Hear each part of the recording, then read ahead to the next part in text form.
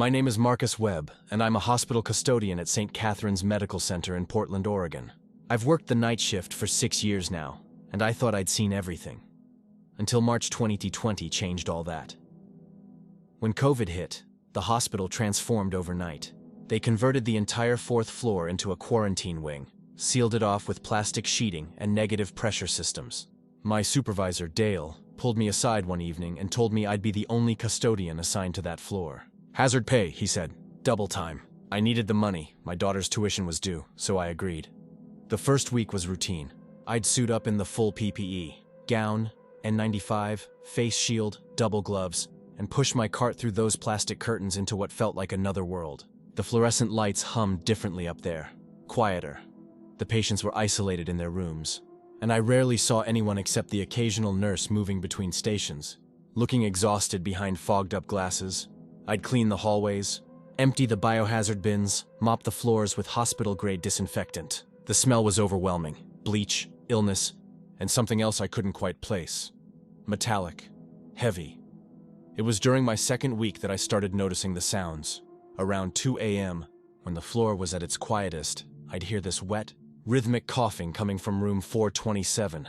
Deep, rattling coughs that seemed to go on forever. I'd stop mopping and listen, feeling my own chest tighten in sympathy. Then silence. Always silence after. One night, I knocked on the door to 427. "You okay in there?" No answer. I checked my assignment sheet. The room was listed as occupied, but there was no name, just a patient ID number. I figured they were sleeping, maybe sedated. But the coughing continued every night. Same time, same room. Thursday of that week, I was cleaning near the nurses' station when I overheard 2 nurses talking in hushed voices. One of them, Maria, was crying. "It doesn't make sense," she kept saying. "The oxygen levels were fine. He was improving. Then he just stopped." The other nurse glanced at me and they both went quiet. Maria walked away quickly, and I didn't ask questions. You learn not to in a hospital. That night, the coughing from 427 sounded different, wetter, more desperate. I stood outside the door for a full minute, my hand on the handle. The logical part of my brain said to keep walking. It wasn't my job to check on patients, but something felt wrong. I cracked the door open. The room was dark except for the blue glow of the monitors. The bed was empty. Sheets pulled back, IV stand toppled over. The window was closed. It had been sealed shut weeks ago. But the curtains were moving slightly, like something had just passed by them. And the coughing continued. Not from the bed. From the bathroom. "Hello?" My voice cracked. "Do you need help?" The coughing stopped. In the silence, I heard water running. A steady stream hitting the sink basin. I took 3 steps toward the bathroom, my shoes squeaking on the linoleum. The bathroom door was ajar. Just a crack. Through it, I could see the edge of the sink, water pouring from the faucet. And standing there, partially visible in the mirror's reflection, was a figure. They were wearing a hospital gown, but it was wrong somehow. Too gray, hanging too loose. Their back was to me, but I could see their reflection. Their face was tilted down toward the sink, and their hands were just holding the edge of the counter, knuckles white. "Sir, are you all right?" The figure's head lifted slowly. In the mirror, I saw their face, or where their face should have been. The reflection showed only a dark, blurred mass where their features were, like looking through fogged glass. But I could see their mouth open, impossibly wide, and that wet, rattling cough emerged. I stumbled backward, hit the IV stand, sent it crashing. I ran, just ran, down the hallway, through the plastic curtains. Didn't stop until I was in the stairwell, ripping off my PPE, gasping for air that felt too thin. Dale found me 20 minutes later, sitting on the stairs. "What happened up there?" he asked. "The monitors went crazy in 427. There was someone in there," I managed. "In the bathroom." He looked at me funny. "Marcus, that room's been empty for 3 days. Patient died Monday night." I wanted to argue, to tell him what I'd seen.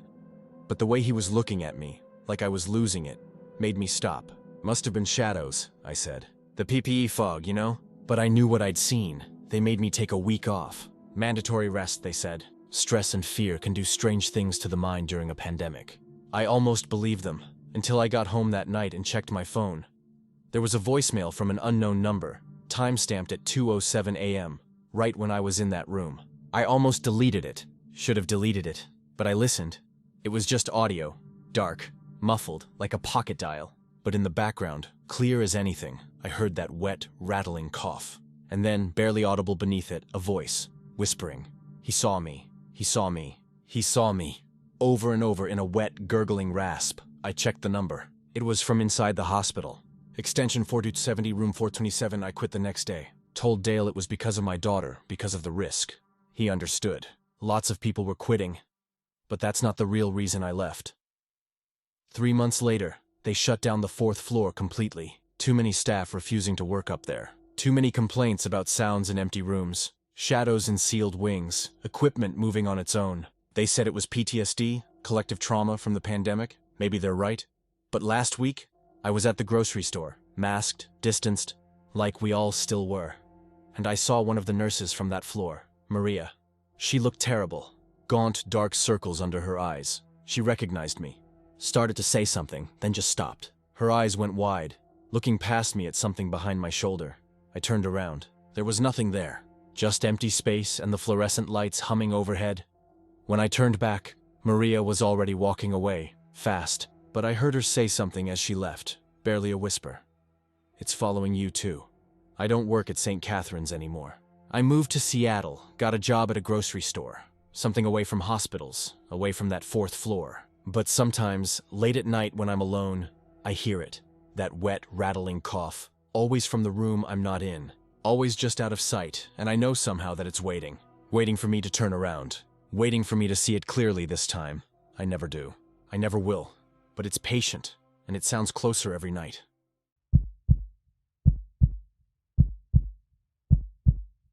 My name is Elena Vasquez, and before the pandemic, I was a public health coordinator in Austin, Texas. When COVID hit, they retrained a bunch of us to become contact tracers, calling people who'd tested positive, tracking down everyone they'd been near, trying to stop the spread. It was tedious work, but it felt important, like we were doing something that mattered. I started in April 2020, working from a cramped office in a repurposed community center. There were about 30 of us, each in our own cubicle, headsets on, making call after call. The stories blurred together after a while, people scared, angry, confused. Some hung up, some cried, some blamed us, like we'd personally given them the virus. But there was one case that was different. I still have the file number memorized, ATX 2847. It came through on a Tuesday afternoon. Male, 34 years old, tested positive at an urgent care clinic. Name, David Brenner. Address in North Austin, one of those new apartment complexes off Breaker Lane. Standard case, nothing unusual in the notes. I called the number on file. It rang 4 times before someone picked up. "Hello?" The voice was rough, strained. He sounded like he'd been crying. "Hi, is this David Brenner?" "Yeah, who's this?" "My name is Elena Vasquez. I'm with Travis County Public Health. I'm calling because you tested positive for COVID-19, and I need to ask you some questions about—" "I know why you're calling." He cut me off. His voice had this edge to it. Not anger exactly, fear. "You need my contacts, right? People I've been around?" "Yes, that's correct. In the past 48 hours before your symptoms started, were you in close contact with anyone?" There was a long pause. I could hear him breathing, shallow, quick breaths. "I need to tell you something," he said finally. "Something's wrong. Something's really wrong." I'd heard variations of this before. People in denial, people scared, people trying to bargain. "I understand this is frightening, Mr. Brenner. But if you can just— No, you don't understand." His voice dropped to almost a whisper. "They're not sick. The people I was around. They're different now." The hair on my arms stood up. Something in his tone made my mouth go dry. "What do you mean, different?" "I was at a party last Friday. Just a small thing, maybe 8 people. My friend Josh's place. We were stupid, I know. We shouldn't have been gathering. But we thought— I don't know what we thought." He paused, and I heard him take a shaky breath.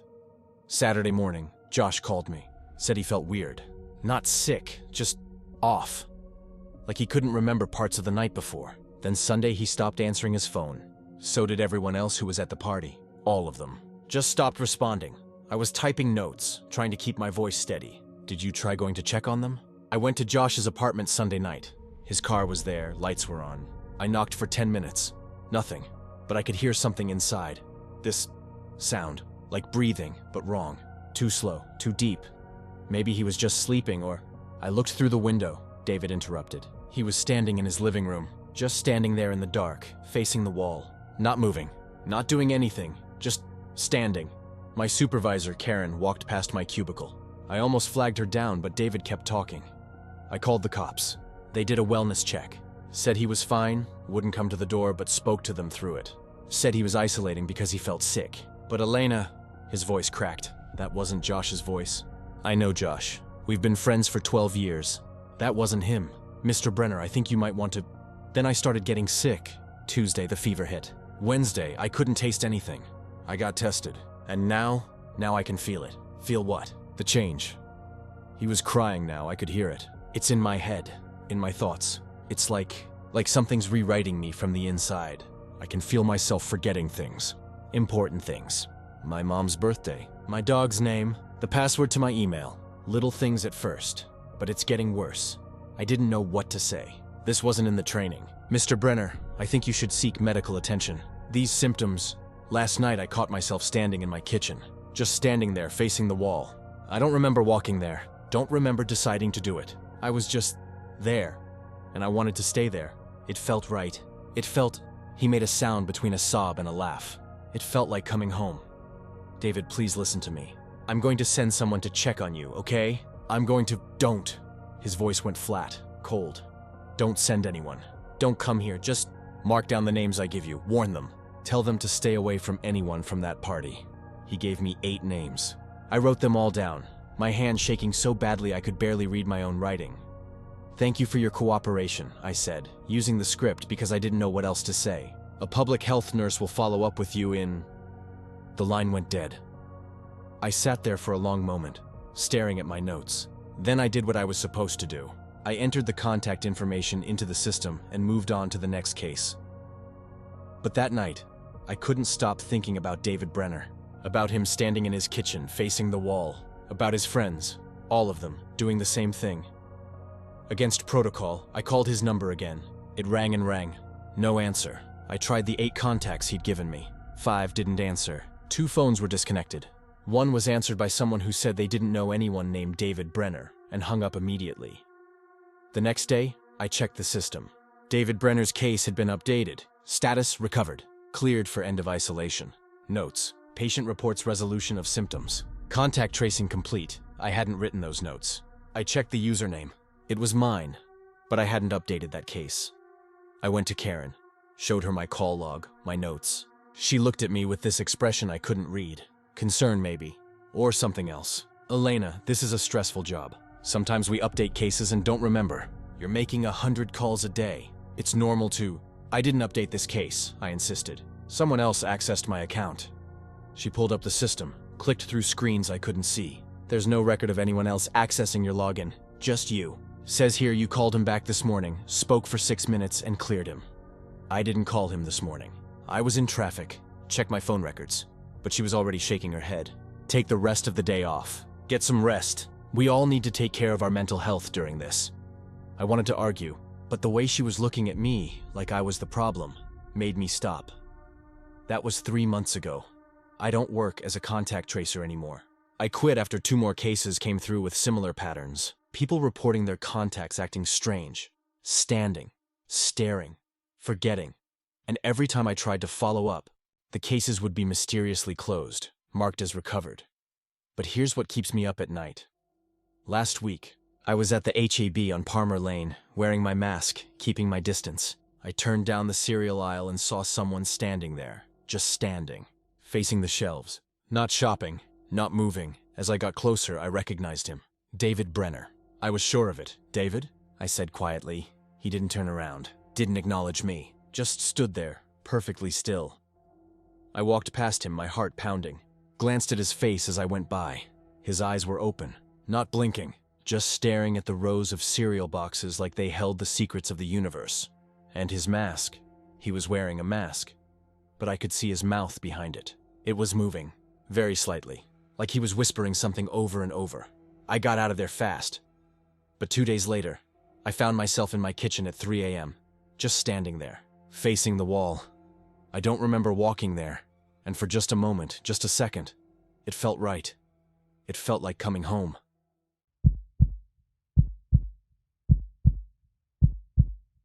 My name is Ryan Castellano, and I delivered groceries for Instacart in Philadelphia during the lockdown.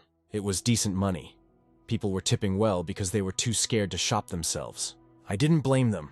The city felt like a ghost town in those early months. April, May 2020. Everything was closed, streets were empty, and every cough felt like a death sentence. I'd do maybe 10 to 12 deliveries a day, all contactless. Leave the bags at the door, ring the bell, step back 6 feet, wait for them to grab it. Sometimes they'd open the door and wave. Sometimes they wouldn't open it at all, just let me leave and take the groceries after I'd driven away. That was fine by me. Less contact meant less risk. But there was one address I started seeing on my route that made my stomach turn every time it popped up. 1847 Brandywine Street, an old brownstone in Fairmount, one of those narrow 3-story buildings with the concrete steps and iron railings. The first time I delivered there was on a Wednesday afternoon. Standard order: canned goods, pasta, bottled water, the kind of stockpiling everyone was doing. The note in the app said, "Leave at door. Do not knock, do not ring bell, just leave it." Okay, whatever. People were particular about their protocols. I pulled up, grabbed the bags, climbed the steps. The front door had this heavy velvet curtain behind the glass, so I couldn't see inside. I set the bags down, took the photo for proof of delivery, and turned to leave. That's when I heard the voice. "Thank you." It came from right behind the door, close, like someone was standing pressed against the other side. But it didn't sound grateful. It sounded hollow, mechanical almost, like someone reading words they didn't understand. I hurried back to my car, feeling watched. When I glanced back, the curtain was moving slightly, like someone had just stepped away from it. The second delivery came 3 days later. Same address, similar order, but this time with more fresh food, vegetables, fruit, raw chicken. The note was different. "Leave at door, do not make noise, they are sleeping." They? I figured it was a family. Maybe someone was working nights. I did the drop-off quickly, quiet as I could. But as I was setting down the last bag, I heard something from inside. A sound like furniture being dragged across a floor. Heavy, scraping. And then that voice again, but this time it was saying something else. "Stay, stay, stay." Over and over. Same monotone delivery. I left fast, didn't look back. The third delivery was a week later, and I almost declined it when I saw the address. But it was a $45 tip for a 15-minute drive. I needed the money. My unemployment from my restaurant job had run out. This time the order was strange. 70 cans of soup, 40 bottles of water, 10 pounds of rice, 20 boxes of crackers. Like they were preparing for the apocalypse, or like they were feeding more people than a single family. The note: "Leave at door. Do not look in windows. They don't like it." That line made my hands shake as I typed my acceptance. But I took the order. I arrived just after sunset. The street was empty. No cars, no people. Just that orange glow from the streetlights and the sound of wind pushing trash down the sidewalk. The brownstone looked different in the evening light. Darker. The windows were all covered now, not just the front door. Sheets or blankets hanging inside, blocking every pane of glass. I made 4 trips from my car to the door. On the second trip, I heard voices inside. Multiple voices. But they were all saying the same thing at the same time, like a messed up choir. "Thank you. Thank you. Thank you." I froze on the steps, bags in hand. The voices stopped. The silence that followed was worse. I finished the delivery in record time, took the photo, and was halfway down the steps when the door opened behind me. I don't know why I looked back. I should have just kept going. But I looked. The door was open maybe 6 inches. Behind it was darkness. Complete darkness. Like the inside of the house had no lights at all. But I could see movement in that darkness. Shapes. Multiple shapes. Shifting. And then someone stepped forward into the crack of the doorway. It was a woman. Middle-aged, wearing a stained nightgown. Her hair was matted, hanging in greasy clumps around her face. But it was her eyes that made me stumble backward. They were too wide, unblinking, and they weren't looking at me. They were looking through me. "Why did you stop coming?" she said, that same flat, hollow voice. "We've been waiting. I just delivered yesterday," I stammered. "That wasn't me, but..." "We're hungry," she interrupted. Behind her, other figures moved closer to the door. I could see their silhouettes now. 5, maybe 6 people. All standing too still. "We're always hungry now." One of them, a man I think, leaned forward into the thin slice of light from the street. His face was wrong, sunken, gray. His mouth was moving, but no sound came out at first. Then barely a whisper. "Help us," I ran. Just bolted down the steps into my car, fumbled with my keys, my hands shaking so bad I dropped them twice. Behind me I heard the door open wider, heard shuffling footsteps on the concrete. I got in my car, locked the doors, started the engine. In my rearview mirror, I saw them. 5 figures standing on the sidewalk now, just standing there in a line, watching my car. Not chasing, just watching. I drove away and didn't stop until I was 10 blocks away, parked under a bright gas station light, hyperventilating.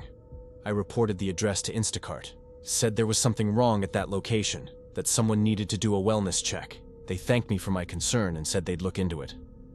3 days later, another order from 1847 Brandywine appeared on my available deliveries. I declined it immediately. Someone else took it. I tried to forget about it. Told myself it was just a family in crisis, people struggling with mental health during lockdown, maybe a drug situation. I'd seen plenty of weird stuff during quarantine. People were losing it. But then I got a call from another Instacart driver. Guy named Marcus I'd met at a few pickup locations. He'd heard I'd reported an address, and he wanted to know why. Because I took that delivery, he said. The one you declined. And man, something's really wrong there. What happened? Same thing as you, probably. Weird notes, strange noises. But Ryan, when I was leaving, I looked through the mail slot. Just for a second. He went quiet. What did you see? They were all in the living room. Maybe 10 people. Just standing in a circle, facing each other. Not talking, not moving. Just standing. And the smell coming out of that slot. He made a gagging sound, like something died in there. Multiple somethings. I reported it again. This time I called the police directly. Said I was concerned about a wellness situation at that address. They said they'd send someone. I don't know if they ever did. But a week later, I got a notification. A new order from 1847 Brandywine. Huge order. $300 worth of groceries. The note was different this time. Leave at door. Please come inside after. We want to thank you properly. We're not contagious anymore. We promise. Ryan, we know your name, we know your car, we've been watching you. Please come inside, we're so hungry. We just want to thank you. I deleted the app that night. Quit Instacart completely. Found work doing warehouse stocking instead, something away from people's homes. But 3 weeks ago, I was driving through Fairmount on my way to visit a friend. Wasn't thinking about it, wasn't paying attention to where I was, and I turned onto Brandywine Street. The brownstone was boarded up. Condemned sign on the door. Yellow caution tape across the steps. I should have kept driving, but I parked, walked up to the building. The smell hit me from 10 feet away. That same smell Marcus had described. Death and rot and something chemical underneath. There was a notice stapled to the door. Health Department. Building condemned due to unsanitary conditions and biohazard concerns. Dated 2 weeks prior. I looked through a gap in one of the boarded windows. The living room was empty now, but on the walls, written in something dark and dried, were words. The same word, over and over, covering every surface. Hungry, hungry, hungry, hungry, hungry. And underneath, in different handwriting, fresher, written in what looked like marker. Thank you for feeding us, Ryan. We're full now. We're ready now. We're coming now. I ran back to my car. My hands were shaking so bad I could barely grip the wheel. That was 3 weeks ago. Last night, I was in my apartment, 3rd floor walk-up in South Philly, and I heard something outside my door. Shuffling, multiple footsteps, slow and uneven, then a knock, soft, polite. I looked through the peephole. There were 5 of them standing in my hallway. I recognized the woman in the nightgown, the man with the sunken face, 3 others I'd never seen clearly before. They were all smiling now. Wide, impossible smiles that showed too many teeth. The woman leaned close to the peephole, close enough that I could see her eyes were completely black now. No white, no iris, just black. Thank you for the deliveries, she whispered. We'd like to deliver something to you now. I called 911, told them people were outside my door, threatening me. The dispatcher said officers were on their way. But when the cops arrived 20 minutes later, the hallway was empty. No sign anyone had been there. The officers asked if I'd been drinking, if I was on anything, suggested I might be stressed. Everyone was stressed during the pandemic, they said. They left. Told me to call back if I saw anything else. I haven't slept since then. I keep my door barricaded. I look through the peephole every few minutes. And tonight, just an hour ago, I found something slipped under my door. An Instacart receipt for delivery to my address. Items, none listed. Delivered by 1847, Brandywine Saint. And at the bottom, in that same hollow voice I'd heard through the door, I swear I can almost hear the words, thank you, thank you, thank you. They're coming back, I know they are, and this time I think they want me to tip.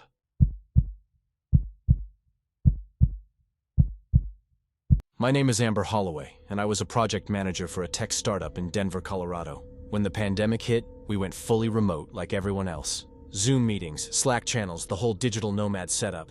I thought the hardest part would be the isolation, and it was at first. But then something else started happening, something I still can't explain. It began in late May 2020. We'd been working from home for about 2 months, and everyone was settling into the routine. Our team had a standing Monday morning meeting, 9 a.m. sharp every week. 8 people total, me, my boss Greg, and 6 others from various departments. That particular Monday, I logged in right at 9 Su. My screen filled with the familiar grid of faces. Greg in his home office, Karen from accounting in her kitchen, Tom from IT with his collection of vintage cameras behind him. Normal stuff. Everyone looking tired, unmotivated. The usual pandemic fatigue. Greg started talking about quarterly projections, and I was half listening, taking notes, when I noticed something odd. In the bottom right square, that was Jesse from marketing, but his camera seemed frozen. He wasn't moving at all, just staring straight ahead, completely still. "Jesse, you're frozen," I typed in the chat. No response. His video didn't update, but here's the weird thing. I could see him breathing. Very slightly, his chest rising and falling. So he wasn't frozen. He was just sitting there, motionless. "Jesse?" Greg said out loud. "You there, buddy? Your video's acting up." After about 5 seconds, Jesse blinked. Once. Then he smiled, and it looked wrong somehow. Too wide, too sudden, like someone had pressed a button. "I'm here," he said. His voice sounded normal.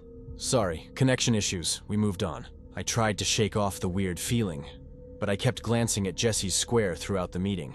He was participating normally now, nodding at the right times, even making a joke about the Broncos. But something in his eyes looked different. Distant. The meeting ended after an hour. Everyone said their goodbyes and logged off. I went to close Zoom when I noticed that one person was still in the meeting. Jesse.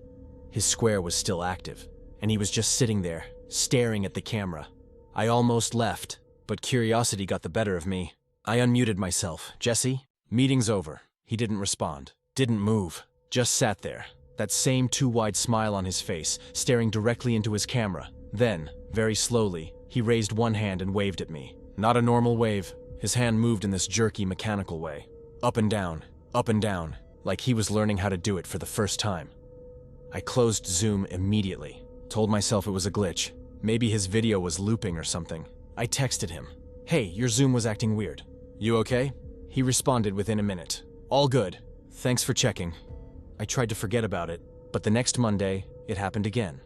This time, it was Karen. Same thing. She went completely still about halfway through the meeting, just staring.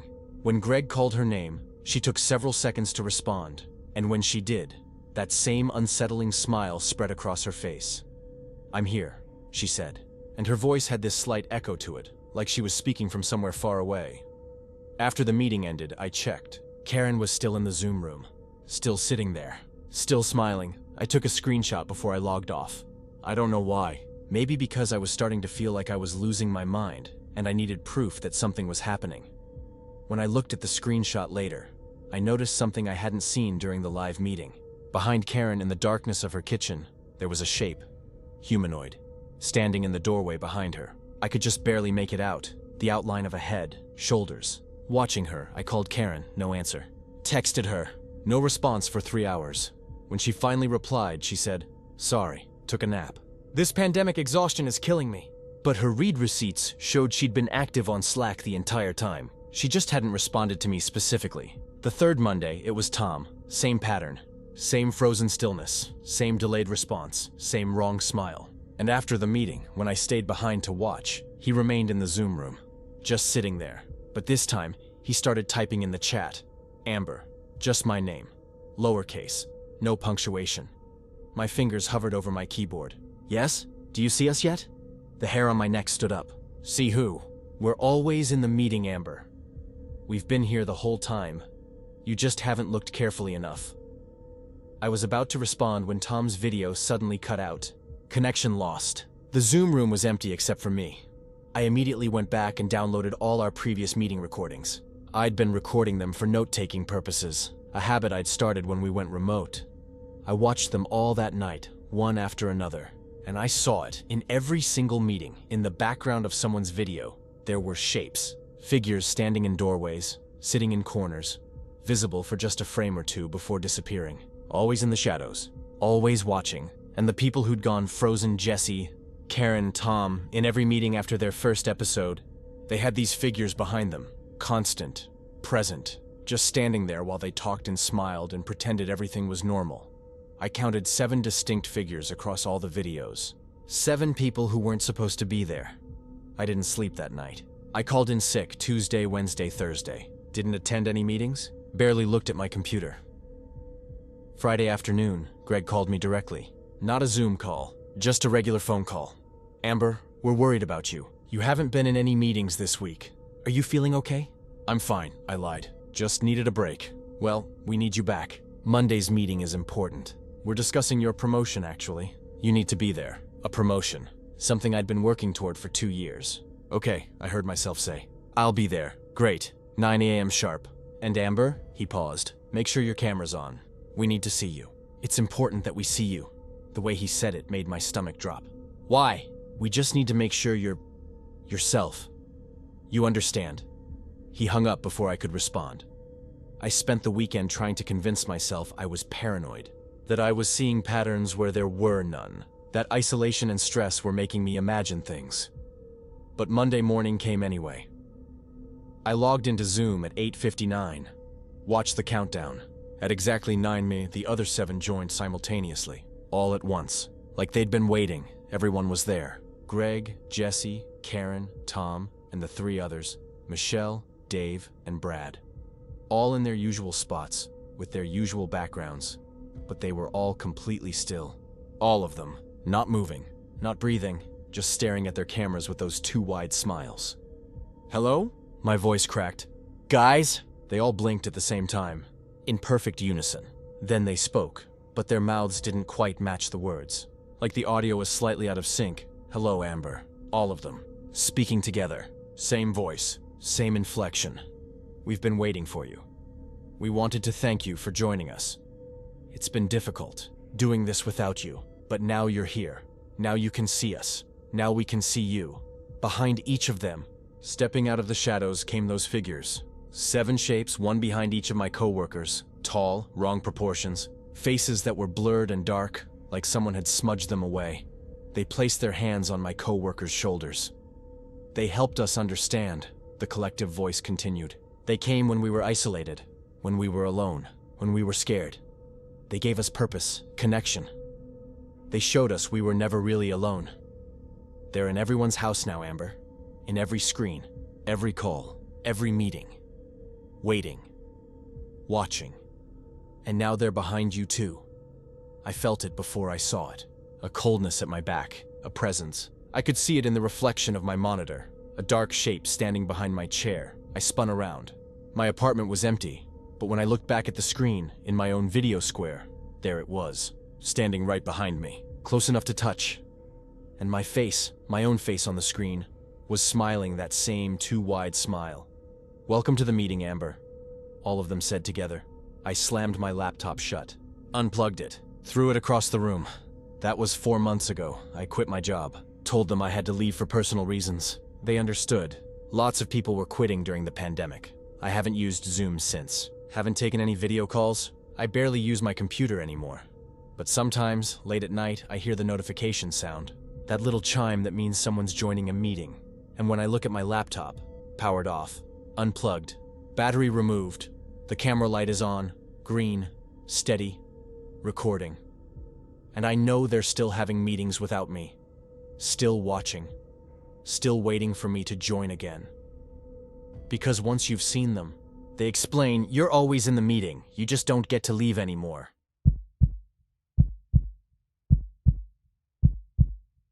My name is Haley Morrison, and I was a patrol officer for the Seattle Police Department. I'd been on the force for 4 years when COVID hit, and suddenly our job changed overnight. Half our calls became wellness checks. People worried about neighbors they hadn't seen, relatives who weren't answering phones, folks who'd gone silent during lockdown. Most of them were fine. Just isolated, depressed, sometimes dead from the virus, which was its own kind of awful. But there was one call I took in June 2020 that I still can't rationalize. One that made me turn in my badge 3 months later. It came in on a Tuesday evening, around 7 p.m. Dispatch said a woman named Linda Cho had called about her sister, Angela. They lived in separate apartments in the same building in Capitol Hill, one of those old converted houses split into 4 units. Linda said Angela hadn't answered her door in 5 days, wasn't responding to calls or texts, and her car hadn't moved. "She's high risk," Linda told the dispatcher, crying. "She has asthma. If she has COVID and she's in there alone..." Standard wellness check. My partner Rodriguez and I took it. The address was on 15th Avenue, a quiet street with big trees and pre-war architecture, the kind of neighborhood where everyone knew everyone before the pandemic. We arrived at 7:34 p.m. The building was a pale yellow Victorian, divided into 4 separate entrances. Linda met us at the front, masked, standing 6 feet back like we'd all learned to do. She was maybe 40, Asian American, wearing scrubs. She was a nurse, she explained. Coming off a double shift. "She's in 2B, Linda said, pointing to the second-floor entrance on the right side of the building. "I have a key, but I've been too scared to go in alone. What if she's dead in there?" "Let's not jump to conclusions," Rodriguez said gently. He was good at that, the calming voice thing. "When's the last time you actually spoke to her?" "Thursday, 5 days ago. She called me after her shift. She works at a call center, been doing it from home. She sounded tired but normal. Said she had a headache, then nothing. No texts, no calls. Her work says she hasn't logged in since Friday." Rodriguez and I exchanged a look. 5 days, that was concerning. "We'll check it out," I said. "You'll need to stay down here, though. If there's any chance she's sick..." Linda nodded and handed me her key ring. "It's the brass one, please. Please just tell me she's okay." Rodriguez and I climbed the external stairs to the second floor. The door to 2B was painted dark green, with a small window covered by a lace curtain. I knocked first. Protocol. "Angela Cho? This is Seattle PD. We're here to do a wellness check. Can you come to the door?" Nothing. I knocked again, louder. "Angela, your sister Linda is worried about you. We just need to know you're okay." Silence. But then, and I'll never forget this, I heard something. Faint. A sound like scratching, like fingernails on wood. Coming from inside, Rodriguez heard it too. His hand moved instinctively toward his service weapon, then stopped. What were we going to do, shoot a virus? "Angela?" I called out again. "We're coming in. We have a key from your sister." I unlocked the door and pushed it open slowly. The smell hit me first. Not death. I knew that smell. This was different. Stale air, yes, but also something chemical. Like bleach mixed with something organic. Something wrong. The apartment was dark. All the curtains drawn, lights off. But I could see the outline of furniture in the dimness. A couch, a TV, a small kitchen to the left. "Seattle PD," Rodriguez announced, his flashlight cutting through the darkness. "Angela, we're here to help. Are you home?" That scratching sound again. Closer now, coming from down the hallway. We moved forward carefully, our flashlights sweeping the space. The living room looked normal, maybe a little messy. Coffee mug on the table, blanket on the couch. Remote controls. Normal quarantine living, but the walls. Something was wrong with the walls. Rodriguez's light caught it first. I heard him inhale sharply. Jesus Christ. The walls were covered in writing, floor to ceiling. Black marker, maybe Sharpie. Words and phrases, overlapping, spiraling, some of it legible, most of it not. What I could read made my skin crawl. "Can't breathe, can't breathe, can't breathe. It's inside, it's inside, it's inside. Count backwards from 100, count backwards from 100. Not enough air, not enough air." And then, larger than the rest, written across the entire wall facing the hallway. "I'm still here, but I'm not me anymore. Angela?" My voice sounded small. "We need you to come out so we can help you." The scratching stopped. The silence that followed was worse. Then, from the bedroom at the end of the hall, a voice. Weak. Hoarse. "You shouldn't have come." Rodriguez and I moved toward the bedroom. The door was closed. More writing on it. Frantic scribbles forming one repeated phrase. "Stay out, stay out, stay out." I reached for the doorknob. Rodriguez put his hand on my arm. "Maybe we should call for backup," he whispered. "Medical. Something." But I was already opening the door. The bedroom was pitch black except for a small crack of evening light coming through the edge of the curtains. It took my eyes a moment to adjust, to see the figure in the corner. Angela Cho was sitting on the floor, knees pulled to her chest, back against the wall. She was wearing pajamas that looked like she'd been in them for days. Her hair was matted, but it was her face that made me step backward. She was wearing a mask, a cloth mask, the kind everyone wore, but she'd layered them. I counted 6 masks, one over the other, strapped so tight the outermost one was pulling at her skin. Her eyes were wide, bloodshot. fixed on us with an intensity that made every instinct in my body scream to leave. "You brought it in," she said, her voice muffled through the layers of fabric. "You brought it inside." "Angela, we're here to help," I said, trying to keep my voice steady. "Your sister is worried. We need to get you checked out." "When's the last time you ate?" She started laughing. A horrible, breathless sound. "Ate? When's the last time I breathed?" "Really breathed?" "Not since Thursday. Not since it got inside." Rodriguez stepped forward slightly. "Ma'am, are you experiencing COVID symptoms? We can get you medical attention." "It's not COVID," she interrupted. Her eyes never blinked. "COVID is outside. This is inside. Inside me. Inside my walls. Inside my air. I can feel it in every breath. Multiplying. Changing. Rewriting." She started clawing at her masks, trying to add another layer, but her hands were shaking too badly. "How many times have you breathed since you came in here?" she asked suddenly. "Count. Count each breath. You need to count them. When you stop counting, it wins. It gets inside and you can't get it out." I glanced at Rodriguez. His hand was on his radio now. "Dispatch, this is 2 Adam 15. We need medical at our location. Possible psychiatric emergency." Angela's head snapped toward him. "No, no, no, no. You can't bring more people. More breath, more air. More carriers." She stood up suddenly and we both tensed. But she just moved to the window, pressed her face against the glass. "I've been watching," she whispered. "Watching the street. Watching people walk by with their masks and their distance and their hand sanitizer. They think they're safe. They think the masks work." She turned back to us, and in the dim light I could see tears streaming down her face, soaking into the layers of fabric. But I can see them. The invisible ones. The ones the masks don't stop. They float. They linger, they wait, and then they go inside. Inside your mouth, your nose, your lungs. And they whisper. "What do they whisper?" I asked, not knowing why. The question just came out. "They tell you to take off the mask. They tell you to breathe deep. They tell you it's all going to be fine." She let out a sob. "And if you listen, you're gone. You become a carrier. You become one of them." Rodriguez's radio crackled. Medical was 10 minutes out, 10 minutes. I didn't want to be in this apartment for 10 more seconds. "Angela, we're going to wait with you until help arrives," I said. "But we need you to stay calm." "Calm?" She laughed again. "I've been calm. I've been so calm. I've counted every breath for 5 days. Do you know how many breaths that is? Guess? Guess how many breaths?" She started moving toward us, and I instinctively stepped back.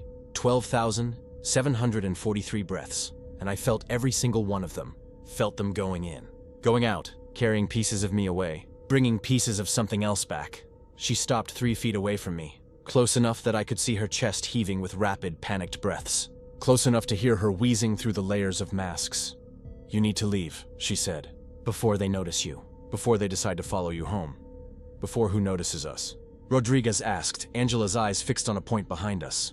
At the doorway we'd just come through, her expression changed. Fear became something worse. Recognition. "Them," she whispered. "They're here. They came with you. I can see them now." I turned. The doorway was empty. Just darkness and that scratching sound starting up again. But coming from everywhere now. The walls. The ceiling. Inside the walls. "We need to go," I said to Rodriguez. "Now." We started backing toward the door, keeping Angela in sight. She didn't follow us. Just stood there, staring at that empty doorway, her breath coming faster and faster. "Count," she called after us. "Count your breaths. Don't stop counting. If you stop, they win." We got out of that apartment faster than I've ever moved. I slammed the door behind us, and we both stood on the landing, breathing hard. Linda was at the bottom of the stairs. "Is she okay? Did you see her?" I didn't know how to answer that. Rodriguez got back on the radio, updating dispatch, his voice tight. The medical unit arrived. Paramedics in full PPE went up. They were up there for 20 minutes. When they brought Angela out on a stretcher, she was sedated, still wearing all 6 masks, her lips moving silently behind them. "Counting," one of the paramedics told me as they loaded her into the ambulance. "She's counting. Won't stop." I filed my report that night. Listed it as a mental health crisis, pandemic-related stress, possible psychotic break. That's what everyone agreed it was. The stress of lockdown, the fear of the virus, isolation pushing someone over the edge. But here's what I didn't put in my report. When Rodriguez and I got back to the station, we went through the body cam footage like we always did. Standard procedure. The video showed everything. Our arrival, the conversation with Linda, entering the apartment, finding Angela, all of it. But in the bedroom, in that moment when Angela looked behind us at the empty doorway, The body cam caught something the naked eye didn't. Shapes. Multiple shapes. Humanoid but wrong. Standing in the doorway. Translucent. Like they were made of breath itself. Of air and particulates and something that shouldn't exist. And they were looking at us. At Rodriguez and me, Rodriguez saw it too. We watched the footage 3 times. Neither of us speaking. Then he deleted it. Deleted the whole file. Logged it as a technical malfunction. We never talked about it again. Angela was hospitalized for 2 weeks, then released to outpatient care. I called Linda once to check in. She said Angela was on medication, doing better. Still wore a mask everywhere, still counted her breaths, but she was functional, getting through it. I tried to forget about that night, about that apartment, about those shapes. But 3 months later, I woke up at 3 a.m. gasping for air, and I realized I'd been counting my breaths in my sleep. 12,744. 12,745. 12,746. I couldn't stop. Even when I tried, my brain just kept counting. Every inhale, every exhale. Tracking them, monitoring them. And sometimes in the corner of my vision, I see them. The shapes, the ones made of breath. They're always watching, always waiting for me to stop counting. I quit the force the next week. Told them it was PTSD, which wasn't a lie. They understood. Lots of officers were breaking during the pandemic, but that's not why I quit. I quit because I realized Angela was right. Once they notice you, they never leave. And I've been counting for 8 months now. 12,374,916 breaths, give or take. I don't know what happens when I stop, and I'm terrified to find out.